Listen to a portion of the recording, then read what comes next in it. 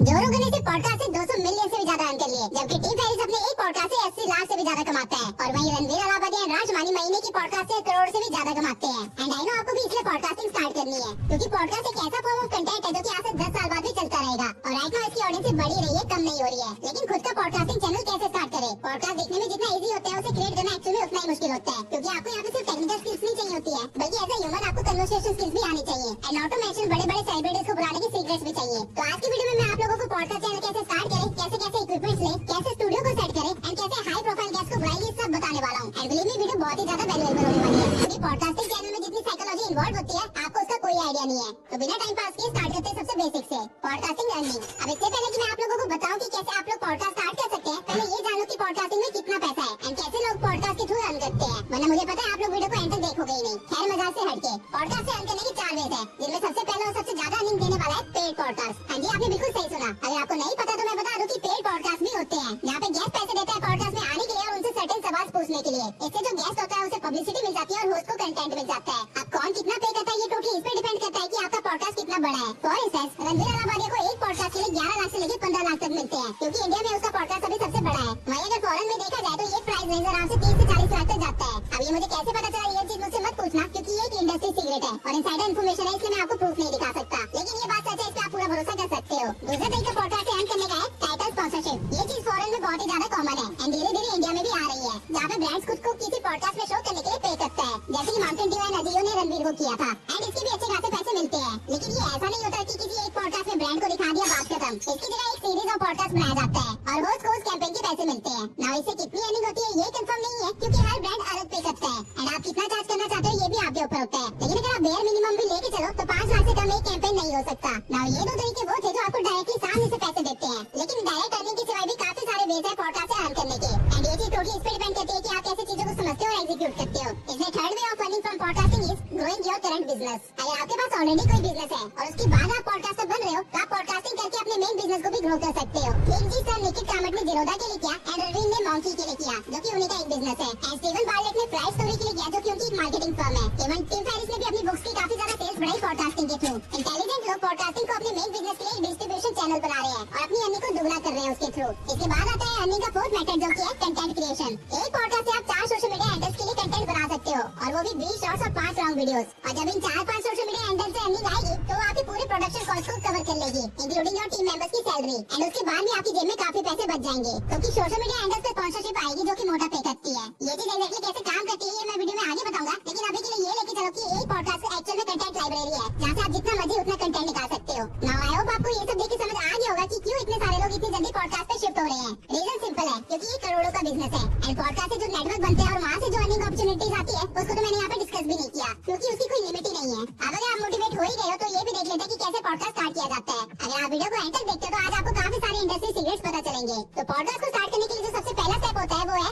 Selecting the niche and type. Podcast 5 तरह के होते हैं। सबसे पहला सोलो पॉडकास्ट। ये एक ऐसा फॉर्मेट ऑफ पॉडकास्ट है जिसमें सिर्फ होस्ट ही होता है और वो अपनी ऑडियंस से किसी स्पेसिफिक टॉपिक पे बात करता है, नॉर्मल कन्वर्सेशन की तरह, ना कि किसी वीडियो की तरह। और वो बहुत ही कम लोग हैं जो सोलो पॉडकास्ट करते हैं, लेकिन Tim Ferriss and Ankur Warikoo के सोलो पॉडकास्ट भी अच्छा परफॉर्म करते हैं। सोलो पॉडकास्ट से आप गेस्ट को बुलाने का झंझट, स्टूडियो का झंझट और ऐसी काफी सारी चीजों से अपने पैसे बचा सकते हैं। लेकिन ये फॉर्म ऑफ पॉडकास्ट पहले इफेक्टिव था। राइट नाउ मैक्सिमम लोग सिर्फ स्पॉटिफाई पे सोलो पॉडकास्ट को प्रेफर करते हैं, यूट्यूब पे नहीं। इसलिए आता है second form of podcast, interview based podcast. ये अभी के टाइम पे सबसे ज्यादा देखे जाने वाला फॉर्म ऑफ पॉडकास्ट है, जहाँ पे एक होस्ट होता है, एक गेस्ट होता है और उनके बीच में कन्वर्सेशन होती है। टीआरएस एंड जो रोगन बेस्ट एग्जांपल है इस फॉर्मेट ऑफ पॉडकास्टिंग के। इस पॉडकास्ट की सक्सेस इस चीज पे काफी डिपेंड करती है कि आपका गेस्ट कौन है। जितना हाई प्रोफाइल गेस्ट, उतना ही ज्यादा चांसेस है कि आपका पॉडकास्ट चलेगा। एंड नो डाउट कि इसमें आप अपने मन में आ रहे कोई भी चीज को नहीं बोल सकते। कन्वर्सेशन को कंटिन्यू रखने के लिए आपको एक सेट ऑफ क्वेश्चंस पहले से ही सोच के रखना पड़ता है, इसलिए एक तरह से इंटरव्यू टाइप भी हो जाता है। लेकिन इसे पूरी तरह से फॉर्मल इंटरव्यू नहीं बनाया जाता। मेजरली आज की वीडियो में हम इसी फॉर्मेट ऑफ पॉडकास्टिंग के बारे में सीखेंगे, बट अभी के लिए आगे चलते हैं नेक्स्ट फॉर्मेट ऑफ पॉडकास्टिंग पे, जो की है को होस्टेड पॉडकास्ट। अब नॉर्मली पॉडकास्ट जो आप लोग देखते हैं उसमें ये होता है कि एक गेस्ट होता है, एक होस्ट होता है और उनके बीच में बात चलती है। लेकिन कई बार होस्ट के साथ उसका एक को होस्ट भी होता है और इसी फॉर्मेट को को होस्टेड पॉडकास्ट बोलते हैं। को होस्ट नॉर्मली इसलिए रखे जाते हैं क्योंकि एक बंदा ना तो हर टाइम अवेलेबल हो सकता है और ना ही हमारे सेकंड कन्वर्सेशन को आगे बढ़ा सकता है। तो को होस्ट आपकी इस चीज में मदद कर देता है। इसके बाद आते हैं अगला फॉर्म ऑफ पॉडकास्ट, जो की है पैनल डिस्कशन पॉडकास्ट। ये फॉर्मेट टोटली अपोजिट है को होस्टेड पॉडकास्ट के। यहाँ पे एक होस्ट होता है और मल्टीपल गेस्ट होते हैं, जो कि एक दूसरे से लिंक्ड भी हो सकते हैं और टोटली रैंडम भी हो सकते हैं। आप रैंडमली 3-4 गेस्ट को बुला के किसी भी टॉपिक से स्टार्ट कर सकते हैं जो भी आपके माइंड में आ रहा हो। और जब 3-4 अलग अलग कैटेगरी के गेस्ट होते हैं तो बातें करने के लिए टॉपिक्स भी बहुत ज्यादा हो जाते हैं। इसलिए ये फॉर्म ऑफ पॉडकास्ट बहुत ही ज्यादा एंगेजिंग एंगेजिंग भी होता है क्योंकि यहाँ पे मल्टीपल लोग होते हैं एंड इसके सिवा इसमें पब्लिसिटी भी बहुत ज्यादा मिलती है अगर आपका गेस्ट हाई प्रोफाइल होगा। लोगन पॉल और नितिन कामत इसी तरह के बहुत सारे पॉडकास्ट क्रिएट करते हैं और साथ ही हॉरर नीश में भी ये फॉर्म ऑफ पॉडकास्ट बहुत ही ज्यादा फेमस है। इसके बाद आता है लास्ट फॉर्मेट जो कि है स्टोरी टेलिंग या स्क्रिप्टेड पॉडकास्ट। नॉर्मली पॉडकास्ट की ऑडियंस होती है वो हाईली एजुकेटेड ऑडियंस होती है जो कि एक टाइम पे डिस्कवरी या डॉक्यूमेंट्री टाइप के चैनल देखा करते थे। बेसिकली कह लो एजुकेशनल कंटेंट देखा करते थे, लेकिन हर नीश में एंटरटेनमेंट लाया जा सकता है और स्क्रिप्टेड पॉडकास्ट एक ऐसा ही फॉर्मेट है। आप लोगों ने सतीश राय के फेक पॉडकास्ट देखे ही होंगे। ये स्क्रिप्टेड पॉडकास्ट का बेस्ट एग्जांपल है जहाँ पे सब कुछ पहले से तय है कि कौन क्या बोलेगा और वीडियो बनाई जा रही है। वही स्टोरी टेलिंग पॉडकास्ट कुछ ऐसे होते हैं जहाँ पे बस सिंगल इमेज के साथ पूरा पॉडकास्ट सुना दिया जाता है। अगेन ये फॉर्मेट क्राइम एंड हॉरर नीश में बहुत ही ज्यादा चलता है क्योंकि क्राइम एंड हॉरर नीश में आप लोगों को आपकी इमेजिनेशन के साथ छोड़ दिया जाता है। नाउ मैंने आपको पॉडकास्ट के सारे फॉर्मेट्स बता दिए with some pros and cons and ये आपके ऊपर है डिसाइड करना कि आप किस फॉर्मेट के साथ आगे बढ़ना चाहते हो। लेकिन आगे बढ़ने से पहले आपको ये पता होना चाहिए कि आपकी नीश क्या है पॉडकास्ट की। Yes you heard it right, podcast की भी नीश होती है, एक थीम होता है और ये जरूरी है कि आपको पता हो कि आप किस थीम के साथ आगे जाना चाहते हो क्योंकि अगर आपको ही नहीं पता होगा तो ऑडियंस कभी समझ ही नहीं पाएगी कि वो आपके चैनल पे क्या देखने आ रहे हैं। लेकिन द क्वेश्चन इज पॉडकास्ट की थीम या नीश को कैसे डिसाइड करें। देखो नॉर्मली जितने भी लोगों ने पॉडकास्ट स्टार्ट किया है या कहते आ रहे हैं उन्होंने उसी नीश को चूज किया जिसमें वो ऑलरेडी थे। पॉडकास्ट एक्चुअली में बस एक फॉर्म ऑफ कन्वर्सेशन है जो कि आप लोगों के साथ शेयर करते हो थोड़े रॉ फॉर्मेट में। और इंसान सबसे अच्छी कन्वर्सेशन किस टॉपिक पे कर सकता है, सिर्फ उसी टॉपिक पे जिसमें उसका इंटरेस्ट हो या जो उसने अपनी लाइफ में एक्सपीरियंस किया हो। नहीं समझ आ रहा तो मैं इसको थोड़ा इजी वे में एक्सप्लेन कर देता हूँ। राजमानी ने यंग एज से सिर्फ एंटरप्रेन्योरशिप एंड मनी को स्टडी किया है और उसका एक्सपीरियंस भी इसी चीज में है and this is the reason उनकी पॉडकास्ट ज्यादातर स्टार्टअप या बिजनेस ओरिएंटेड ही होते हैं। डजंट मैटर कि गेस्ट कौन है। वहीं रणवीर अलाहाबादिया की जर्नी बहुत ही बड़ी है जिसमें उन्होंने कॉलेज स्टूडेंट होने से लेकर स्टार्टअप फाउंडर होने तक एंड स्पिरिचुअलिटी से लेकर सेल्फ डिस्कवरी तक सब एक्सपीरियंस किया है including interesting conspiracy theories also. इसलिए आपको उनके पॉडकास्ट में सारे क्वेश्चन इन्हीं चीजों से रिलेटेड मिलेंगे। वहीं जो रोगन एक अनफिल्टर्ड बंदा है और उसके पास एक फर्स्ट मूवर एडवांटेज था, इसलिए उनके पॉडकास्ट पे कोई भी आके सरकार को इल्यूमिनाटी बोल सकता है, कोई बड़ी बात नहीं है क्योंकि वही उनकी नीश है, वही उनकी थीम भी है। आपने अपनी पर्सनल लाइफ में क्या देखा है, क्या एक्सपीरियंस किया है, अगर वही आपकी नीश हुई तो ही आप लॉन्ग टर्म में सस्टेन कर पाओगे। आपने अपने पर्सनल लाइफ में क्या देखा है, क्या एक्सपीरियंस किया, अगर उसी चीज को अपनी नीश में कन्वर्ट कर दो तो ही आप लॉन्ग टर्म में सस्टेन कर पाओगे। अदरवाइज अगर आप नॉर्मल यूट्यूब चैनल की तरह पॉडकास्ट की भी एक नीश डिसाइड करके सोचोगे कि रिसर्च करके बना लिया करेंगे पॉडकास्ट ही तो है, क्या दिक्कत है, तो मैं बता दूं कि 1-2 साल तो सर्वाइव कर जाओगे लेकिन उसके बाद कंफर्म फेल होगे। और वो 1-2 साल भी तब सर्वाइव करोगे जब आपका दिमाग बहुत ही ज्यादा तेज हो, बहुत ही ज्यादा एक्सपीरियंस वाले बंदे हो आप। अदरवाइज 10 पॉडकास्ट के बाद ही आपका गेम खत्म हो जाएगा। जब मैं पॉडकास्टिंग सीख रहा था तब मुझे रियलाइज हुआ कि ये एक ऐसी चीज है जिसमें इंसान खुद को दुनिया के सामने दिखाता है, खुद की मेंटेलिटी, खुद का इंटेलिजेंस और खुद का बिहेवियर, एवरीथिंग। अगर लोकल लैंग्वेज में कहूँ तो ये समझ लो कि पॉडकास्ट कर रहे हो तो इसका मतलब ये है कि आप दुनिया के सामने खुद को नंगा कर रहे हो। और अगर ऑडियंस को पता चला कि भाई ये तो नकली खाल पहन के घूम रहा है तो उसी दिन आपका करियर खत्म हो जाएगा। इसलिए मेरी आप लोगों से एक रिक्वेस्ट है, पॉडकास्ट स्टार्ट करने से पहले आप खुद को थोड़ा सा एनालाइज करो, खुद को देखो कि आपका माइंडसेट क्या है, आपकी फिलॉसफी क्या है, खुद को पहले अच्छे से जानो, तभी पॉडकास्ट कर पाओगे लॉन्ग रन में। And it is not necessary कि आपको अच्छा ही दिखना है या प्रोफेशनली दिखना है, एक चीज की कोई जरूरत नहीं है। अगर आप खुद को एनालाइज करते हो और आपको ये रियलाइज होता है कि यार मैं तो बस बकचोद इंसान हूं, इसके अलावा मैं कुछ नहीं कर सकता, तो मेक इट योर थीम। इसमें कोई बुराई नहीं है, गेस्ट को बुलाओ और उनके साथ बकचोदी करो। At the end of the day हम सब ह्यूमन है, सबने सेम एक्सपीरियंसेस फील किए हैं। आपको इस प्रोसेस में आसानी हो इसलिए आप लोगों के साथ में सभी फेमस पॉडकास्ट की थीम शेयर कर देता हूँ विद एक्सप्लेनेशन ताकि आप अपनी थीम को चूज कर पाओ। रणवीर के पॉडकास्ट की थीम है ग्लोबलाइजिंग द कल्चर इन देसी वे। रणवीर फॉरेनर्स को इंडियन कल्चर सिखाना चाहता है, इसलिए इंग्लिश पॉडकास्ट रन करता है और साथ ही Ranveer celebrities and normal audience के बीच की लाइन को कम करना चाहता है, इसलिए सेलिब्रिटी से भी नॉर्मल डूड के वे में बात करता है। उसकी फिलॉसफी है कि spirituality and same experience share करके ये चीजें अचीव की जा सकती है, इसलिए उनकी मैक्सिमम क्वेश्चंस भी इसी टॉपिक से ओरिएंटेड होते हैं। वहीं अगर आप प्रखर के प्रवचन की थीम देखो तो वो है mindset, Indian masculinity and rawness. इसलिए वो कभी भी पॉडकास्ट को फॉर्मल वे में स्टार्ट नहीं करते हैं ताकि सब कुछ रॉ लगे एंड उनको अपनी ओपिनियन किसी भी टॉपिक पे शेयर करने में कोई डर नहीं लगता, शोइंग कि वो अपनी फिलॉसफी में बिलीव करते हैं। एंड प्रखर हमेशा अपने जैसे ऐसी चीजें पूछते हैं जिससे उनके गेस्ट का माइंडसेट लोगों के सामने आ सके। फॉर एग्जांपल जब प्रखर ने आरुष एंड लैला के साथ पॉडकास्ट किया तो ही मेड श्योर कि आरुष एंड लैला अपने इंसिडेंट शेयर करें ताकि लोगों को पता चल सके कि वो दोनों बिहाइंड द कैमरा कैसे है। सिंपल वर्ड्स में कहूँ तो प्रखर अपने गेस्ट की unfilter side in terms of mindset, philosophy, behaviour सब कुछ सामने लाना चाहता है। इसलिए नहीं क्योंकि इस चीज से उनको व्यूज मिलेंगे बल्कि इसलिए क्योंकि वो इसी चीज में अच्छे हैं, घुल मिलकर सच्चाई सामने लाना। वहीं अगर राजमानी को देखा जाए तो उनकी थीम थोड़ी सी सीरियस है क्योंकि वो एक ऐसे यूथ को टारगेट कर रहे हैं जो कि हसल कल्चर में फंसे हुए हैं या गाइडेंस ढूंढ रहे हैं। अब वो ये इसलिए कर रहे हैं क्योंकि एक टाइम पे वो खुद इसी चीज में फंसे हुए थे, उन्होंने खुद इस स्टेज को देखा और इससे बाहर निकले हैं। बेसिकली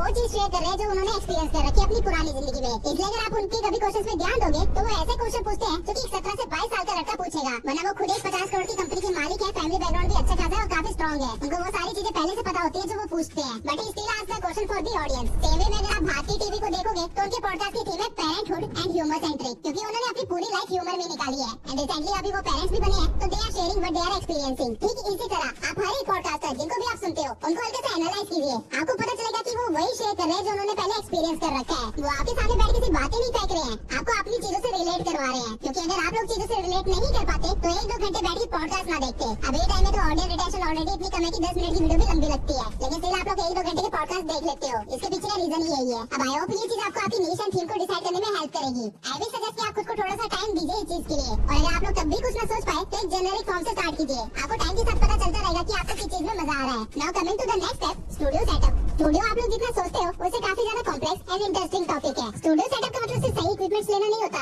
बल्कि आपके स्टूडियो को देख के लोगों के दिमाग में क्या चल रहा है, क्या कन्वे हो रहा है, वो तो है असली स्टूडियो सेटअप का मतलब। मेरी बात को समझने के लिए एक एक्सरसाइज करते हैं। ये बताओ किस पॉडकास्टर का स्टूडियो है? चल गया पता? चलो फिर ये बता दो किसका है। ये भी आसान था, तो ये बता दो किसका है।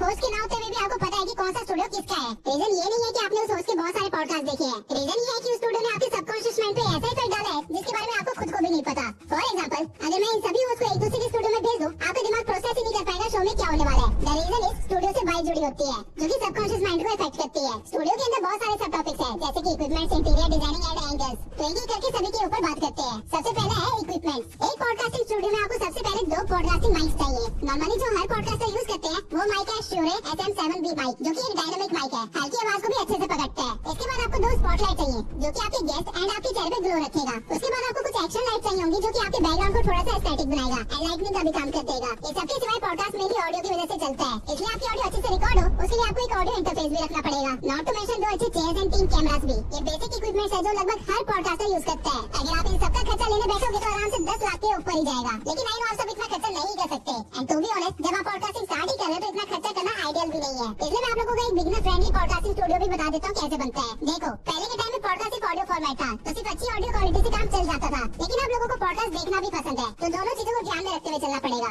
ऑडियो के लिए आप महंगा पॉडकास्टर वाला माइक ना लेके View 80 का एक सिंपल सा कंडेंसर माइक भी ले सकते हो, क्योंकि इस माइक में दोनों साइड से ऑडियो रिकॉर्ड करने का एक ऑप्शन होता है। तो अगर आप इसको लेते हो तो 2 माइक का खर्चा बच जाएगा। एंड अगर आपके पास ये लेने के भी पैसे नहीं है तो प्रेफरेबल है कि 2 फोन ले लो और दोनों फोन को गेस्ट एंड होस्ट के पास रख दो। आजकल के फोन काफी ज्यादा एडवांस हो गए हैं, काफी सारी फैसिलिटीज के साथ हो गए हैं, तो उसमें काफी अच्छी खासी ऑडियो रिकॉर्ड हो जाएगी। सेकंड नंबर पे आता है लाइटनिंग, जो कि आपको सबसे ज्यादा खर्चा करवाएगा। तो इससे बचने का सिर्फ एक ही सॉल्यूशन है कि आप दिन के टाइम में किसी ऐसी जगह पे रिकॉर्डिंग करो जहाँ सनलाइट आप लोगों के फेस पे आए। सनलाइट से बेटर लाइट सोर्स इस पूरी दुनिया में नहीं है। तो अगर आप अपने सोफे को खिड़की के सामने रख दे और फिर रिकॉर्डिंग करो तो फेस काफी क्लियर आएगा। इसके बाद आता है कैमरा। अगेन अब काफी सारे फोन्स 4K क्वालिटी देना स्टार्ट कर चुके हैं, तो आप सिर्फ 3 फोन्स को यूज करके अपना पॉडकास्ट रिकॉर्ड कर सकते हैं। ये सबसे सस्ता जुगाड़ है पॉडकास्ट स्टार्ट करने के लिए। इसमें मुश्किल से आपका 1 लाख का खर्चा भी नहीं होगा। अब आपको एडवांस लेवल के इक्विपमेंट से स्टार्ट करना है या बिगिनर लेवल से, ये आपके ऊपर है। लेकिन एक एडवाइस है, दोनों ही केसेस में बजाय कि आप सब कुछ एक साथ पेमेंट करके ले आओ, मैं प्रेफर करूंगा कि आप इन चीजों को रेंट पे लेके आओ। इससे आपका काम भी निकल जाएगा और खर्चा भी कम होगा, और साथ में आपको पता भी चल जाएगा कौन सा इक्विपमेंट आपके रूम में कैसा वर्क कर रहा है। हर एक सिटी में कोई ना कोई शॉप जरूर होती है जो रेंट पे ये चीजें प्रोवाइड कर देती है, और अगर आपके आसपास कोई ऐसी शॉप नहीं है तो अब तो काफी सारे एप्स भी आगे जो ऐसी चीजें प्रोवाइड कर देते हैं रेंट पे।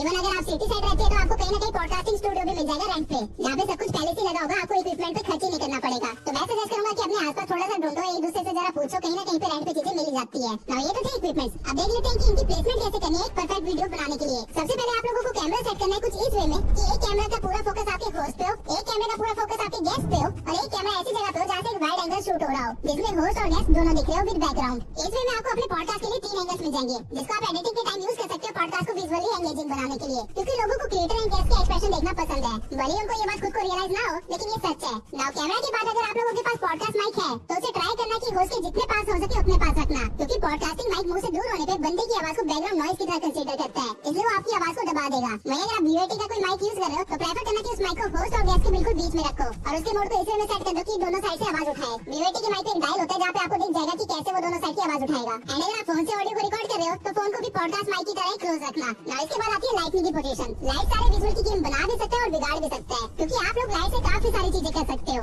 अगर तो आप एक नॉर्मल पॉडकास्ट शूट कर रहे हो तो एक स्पॉटलाइट होगी आपके गेस्ट के ऊपर और एक होगी आपके ऊपर, जो कि दोनों अल्टरनेटिव वे में रखे गए होंगे 45 डिग्री के एंगल पे, ताकि अच्छा रिजल्ट ला सको। और इसके सिवाय एक लाइट होगी बैकग्राउंड में, जो कि किसी और कलर की होगी, और इस लाइट का काम होगा बैकग्राउंड को होस्ट और क्रिएटर से अलग करना। अब ये बैकग्राउंड लाइट कौन से कलर की होनी चाहिए ये पॉडकास्ट की थीम पे डिपेंड करता है। अगर नॉर्मल पॉडकास्ट है तो वार्म कलर चलेंगे, अगर कोई फीमेल गेस्ट आई है तो पिंक लाइट चलेगी, लेकिन अगर कोई हॉरर पॉडकास्ट है तो रेड लाइट लगानी पड़ेगी। ये चीज आपको खुद देखनी पड़ेगी हर पॉडकास्ट के अकॉर्डिंग। बेसिकली आप ये समझ लो कि जो बैकग्राउंड लाइट होती करती है वो मूड सेट करने का काम करती है और साथ ही बैकग्राउंड और क्रिएटर के बीच में एक डिफरेंस लाने का काम करती है। और बैकग्राउंड लाइट बहुत ही जरूरी है, इसे आप एलिमिनेट नहीं कर सकते, क्योंकि सोचिए अगर आपका बैकग्राउंड रेड कलर का है और आपका गैस भी रेड कलर का कुछ पहन के आ गया तो वो बैकग्राउंड के साथ ब्लेंड करने लग जाएगा। अब इस मोमेंट पे आप अपने गैस को तो ये नहीं बोल सकते कि कपड़े चेंज करके आओ, तो यहाँ पे जो चीज आपको बचाएगी वो आपकी बैकग्राउंड लाइट ही होगी, जिसके कलर को आप इस वे में सेट कर सकते हो कि रेड कलर अलग से दिखे। इन तीन लाइट्स के अलावा आपको कुछ एक्शन लाइट्स भी चाहिए होगी, जो कि मैं इंटीरियर डिजाइनिंग वाले पार्ट में बताऊंगा। आई नो आप में से काफी सारे लोग सोच रहे होंगे कि इंटीरियर डिजाइनिंग को घुसा के मैं चीजों को फालतू में कॉम्प्लेक्स कर रहा हूँ, लेकिन ऐसा नहीं है। आप लोगों को आइडिया भी नहीं है कि ब्रेन को किसी चीज से ट्रिक करना कितना आसान है।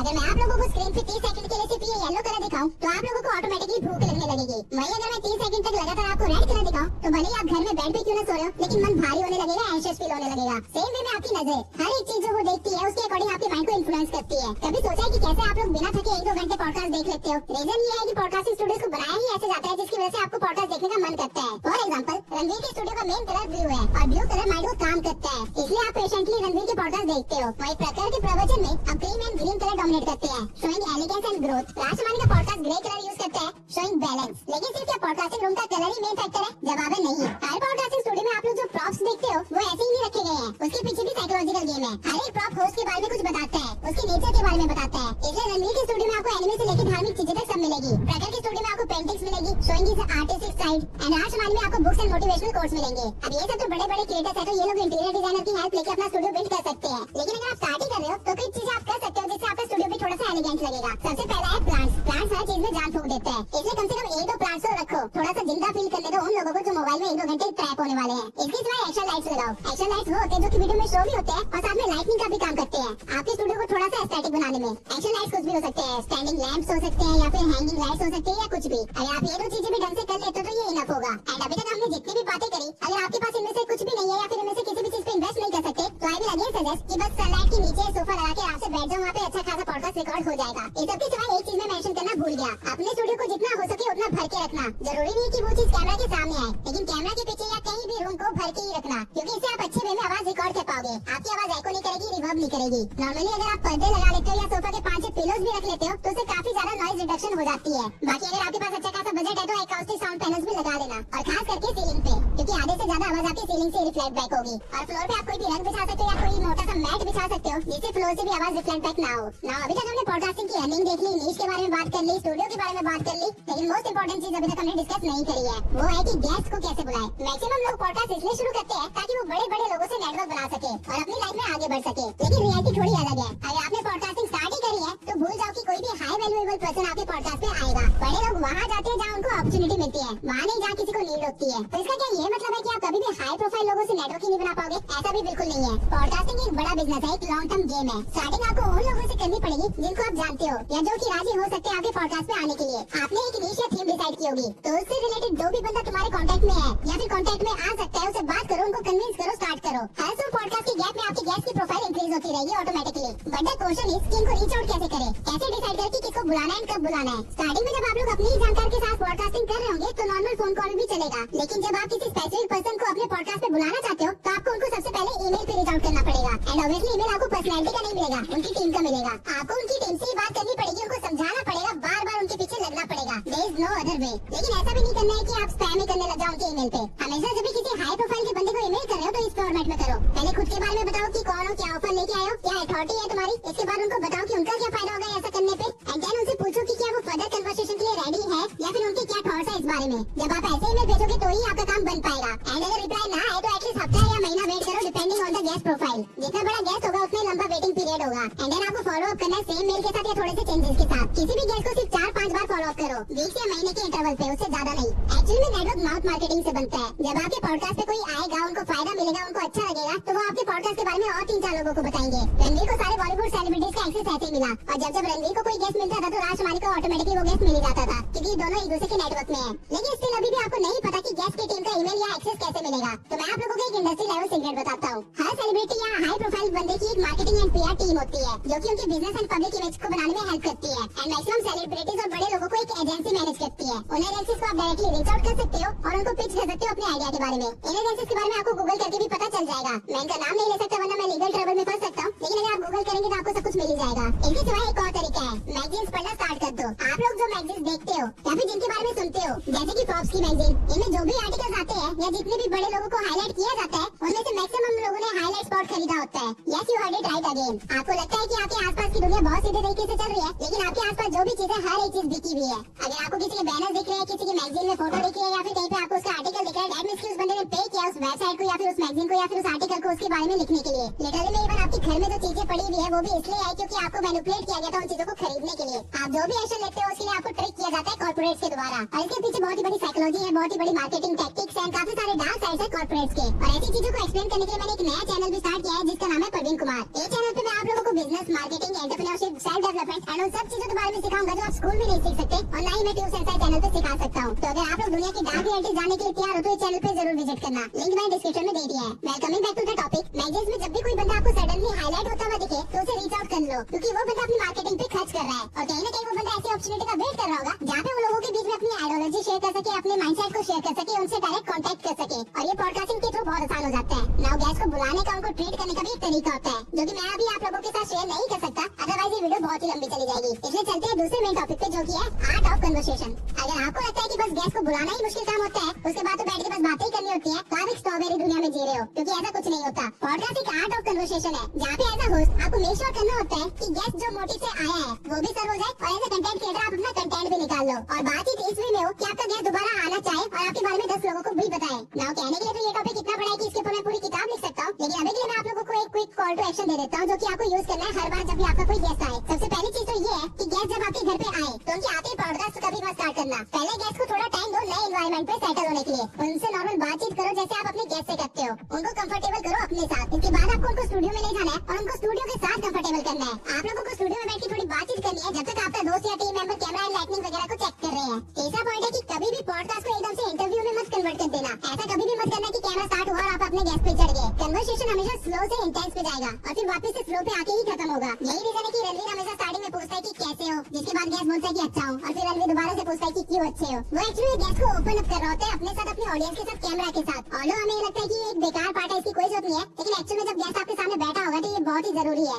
फोर्थ पॉइंट है, गेस्ट कई बार आपके किसी क्वेश्चन को लेकर भड़क भी सकता है, इनसिक्योर भी हो सकता है, इसलिए बॉडी लैंग्वेज को पढ़ना सीखो। इससे पहले कि गेस्ट के मुंह से कुछ निकले उनकी बॉडी पहले ही इंडिकेट कर देती है कि आपने जो बोला है वो उनको कैसा महसूस करवा रहा है। अगर आपको लगे कि गेस्ट इनसिक्योर हो रहा है इस क्वेश्चन से या कंफर्टेबल नहीं है तो ऑन द मोमेंट चीजों को टर्न कर दो, लेकिन स्मूथली, एकदम से नहीं बदलना है। फिफ्थ पॉइंट है, गेस्ट के आने से पहले खुद एक नंबर ऑफ क्वेश्चंस या टॉपिक्स को ध्यान में रखो और उन क्वेश्चंस को कन्वर्सेशन के बीच में इनडायरेक्टली पूछो, डायरेक्टली नहीं, क्योंकि हो सकता है वो क्वेश्चंस कुछ ऐसे हो जो कि गेस्ट को पसंद ना आए, तो आपको कन्वर्सेशन को ऑकवर्ड नहीं बनाना है। कन्वर्सेशन की एक नेचुरल फ्लो चलने दो और उसके बीच में अपना मोटिव निकालते रहो। ये 5 मोस्ट इंपोर्टेंट पॉइंट्स थे जो मैंने आप लोगों को बताए, लेकिन इसके सिवाय भी बहुत से हैक्स हैं, जैसे कि पॉडकास्ट में बैठने से पहले या फिर पॉडकास्टिंग के दौरान ही अपने गेस्ट को कुछ गर्म सर्व करो पीने के लिए, क्योंकि ह्यूमंस नेचुरली कुछ गर्म पीने के बाद खुल जाते हैं, इजी फील करते हैं। ऐसे काफी सारे ट्रिक्स है जो मैं इस वीडियो में कवर नहीं कर पाऊंगा। और साथ ही पॉडकास्टिंग से रिलेटेड और भी टॉपिक्स हैं, जैसे कि team building and management, building of network, social media strategies, art of conversation, ये सारी चीजें इंपॉर्टेंट होती है। लेकिन ये वीडियो ऑलरेडी काफी लंबी जा रही है, इसलिए इन टॉपिक्स को मैं इस वीडियो के अंदर कवर नहीं करूंगा। लेकिन अगर मुझे इस वीडियो पे 6 लाख से ज्यादा व्यूज आते हैं तो मैं श्योरली इस वीडियो का एक सेकंड पार्ट बनाऊंगा जहाँ पे मैं आप लोगों के साथ ये सारी चीजें भी शेयर करूंगा। लेकिन तब तक के लिए सिर्फ इन 5 पॉइंट्स को अच्छे से मास्टर कर लो।